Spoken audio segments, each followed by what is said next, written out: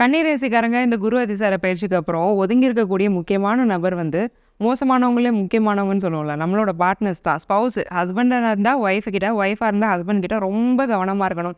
ஏன்னா கன்னிராசிக்கு என்ன பிரச்சனைனா, இவங்களால அவங்களோட பார்ட்னர் கிட்ட ஒரு எமோஷனல் பவுண்டரி கிரியேட்டே பண்ண முடியாது. இங்கே பாருப்பா அவன்கிட்ட ஒரு விஷயம் சொல்கிறேன், தயவு செஞ்சு இது உங்கள் அப்பாட்ட அம்மாட்ட சொல்லிடாதுன்னா அவர் கரெக்டாக போய் அவங்க அப்பாட்டையும் அம்மாட்டையும் தான் அதை சொல்லுவார். ஹஸ்பண்டாக இருந்தாலும் தான், இந்த பாருமா உனக்கு நான் இதை செய்கிறேன், தயவு செஞ்சு உங்கள் ஃப்ரெண்ட்ஸ்கிட்ட சொல்லிடாத, உங்கள் அப்பா அம்மாட்ட சொல்லிடாதுன்னா இந்த அம்மா போய் கரெக்டாக அவங்க 2 பேர்ட்டையுமே சொல்லிடுவாங்க. இந்த ஒரு பிரச்சனைங்கிறது இவங்களுக்கு வந்துக்கிட்டே இருக்கும். காலையில் தான் நான் சொன்னேன், ஈவினிங்கே எப்படி உங்கள் அம்மாவுக்கு தெரிஞ்சுது அப்படின்னு தான் சண்டை வரும்.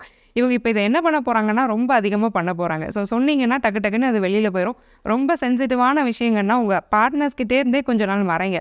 மறைச்சாதான் உங்கள் 2 பேரோட ரிலேஷன்ஷிப்பை இந்த 49 நாளில் நல்லபடியாக ஒரு சுமூகமாக கொண்டு போக முடியும். 2வது பிஸ்னஸ் பார்ட்னர்ஸ்.